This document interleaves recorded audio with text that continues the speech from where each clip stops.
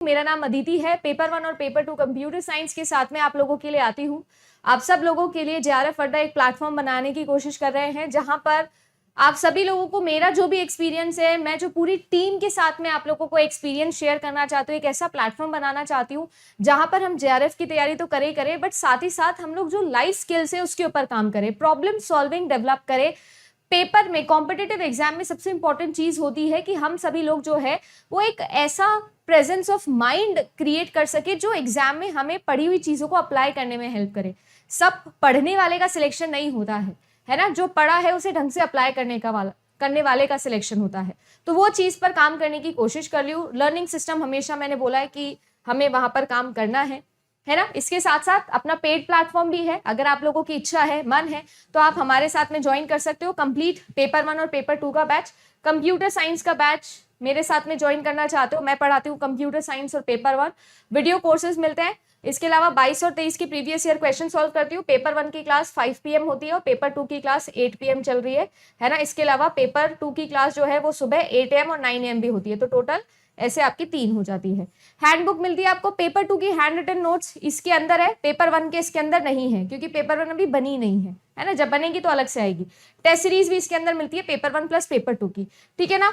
जो प्राइस है वो आप लोगों के सामने है, आप लोगों से पूछ के ही रखी थी ये प्राइस। इसके अलावा भी अगर आपका पेपर 1 के अलावा और कोई भी सब्जेक्ट है, जैसे sociology, administration, home science, education, history, commerce, economics, तो भी आप लोग ज्वाइन कर सकते हो हमारे साथ में, ठीक है। ये सारे सब्जेक्ट्स अवेलेबल हैं। ईमेलिंग के बारे में जल्दी जल्दी से रिविजन करते हैं। इस तरीके का कुछ आप लोगों का ईमेल दिखता है, जिसमें आप लोगों को पता है ईमेल का ये हेडर होता है, ये हमारी ईमेल की बॉडी कहलाती है। और ये नीचे वाला जो पार्ट होता है जहाँ पे एड्रेस वगैरह सब कुछ आता है, फोन नंबर वगैरह, इसको हम सिग्नेचर पार्ट बोलते हैं। हमारे लिए क्वेश्चन बनता है भैया बॉडी से, आपके हेडर से, ठीक है। ये भी पूछा जा सकता है आप लोगों से कि बॉडी के अंदर कौन कौन सी चीजें आती है। तो जो सिग्नेचर है वो भी बॉडी का ही पार्ट होता है ना। बॉडी और मतलब ये दोनों ही पार्ट, सिग्नेचर और आप लोगों का बीच वाला पार्ट, दोनों ही बॉडी में आते हैं।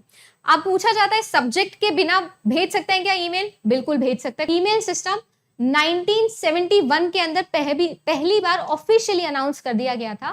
ऑलरेडी इस पर काम चल रहा था, 1969 से काम इस पे चल रहा था, उससे पहले से भी चल रहा था, बट फाइनली रे टॉमिल्सन नाम के व्यक्ति थे, 1971 में पहली बार @ सिंबल का इस्तेमाल करके इन्होंने पहली बार मेल भेजा था।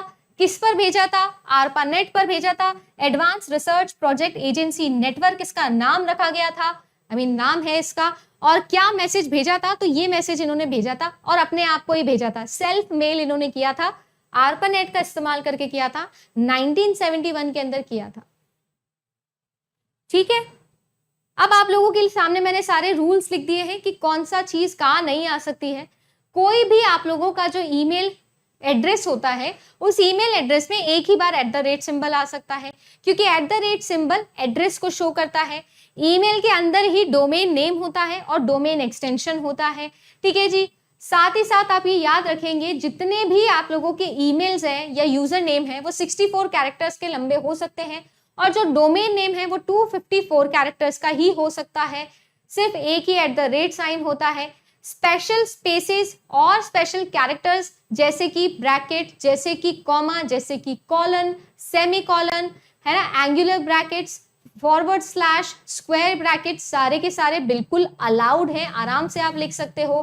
अब आपको अगर एक स्पेस देनी है, बैकस्लैश यूज करना है, कोटेशन मार्क यूज करना है, अगर आपको ये सब चीजें करनी है तो उनको आप लोगों को पहले फॉरवर्ड स्लैश से मेंशन करना होता है, फिर ही लिख सकते हो। अगर बात की जाए तो हमारे कुछ ऐसे मेल्स हैं जिनके अंदर ये सब अलाउड नहीं किया जाता है, बट अगर करना है अलाउड तो पहले फॉरवर्ड स्लैश लगाओ, उसके बाद कोई स्पेशल कैरेक्टर लगाओ।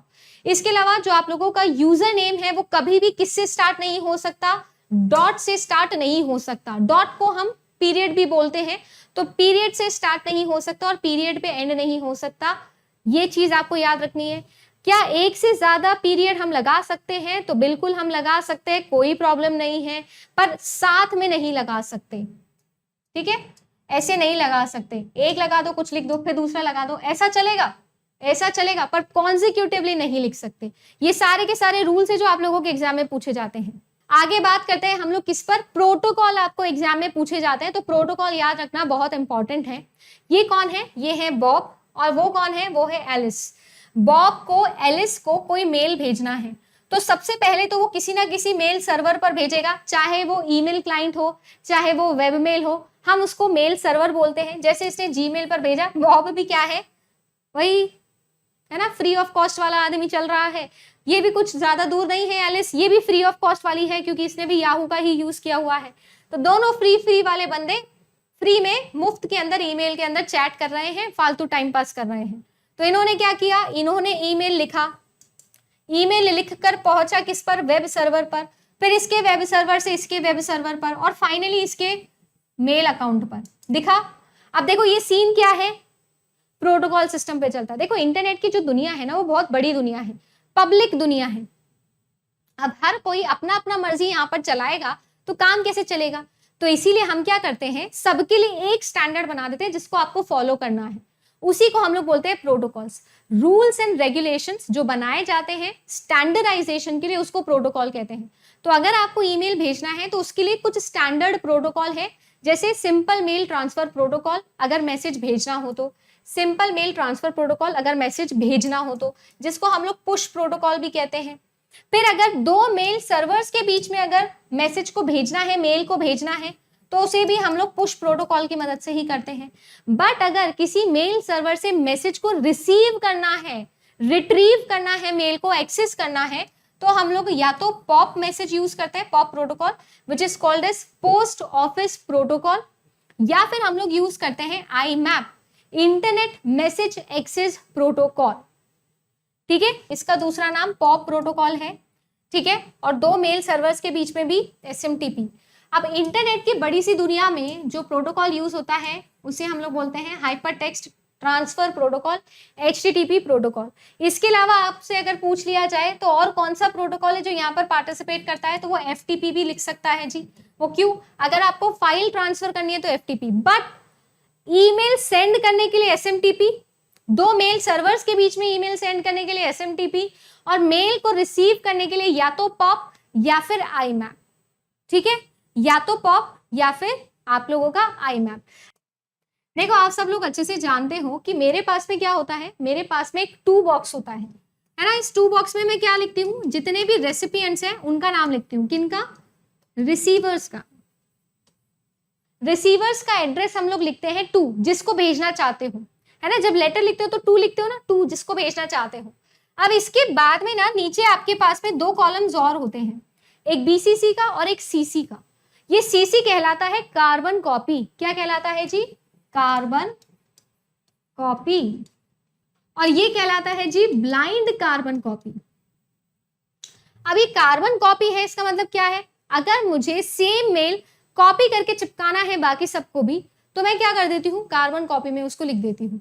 मैम 2 में भी तो लिख सकते हो ना, कॉमा लगा के लिख सकते हो, बट और थोड़ा ज्यादा सिस्टमैटिक बनाने के लिए हम कार्बन कॉपी कर देते हैं, CC कर देते हैं। तो 2 में तो हम मेन रिसीवर का नाम लिखते हैं, और CC के अंदर हम बाकी लोगों का नाम लिख देते हैं जिनको हम सेम मैसेज भेज रहे हैं। अब यार बात ऐसी है कि CC वाले को सबको पता है कि किसको और मेल गया है, इसको भी पता है, इसको भी पता है, इसको भी पता है। अच्छा 2 वाले को तो सभी का पता है, 2 वाले को तो सभी का पता है।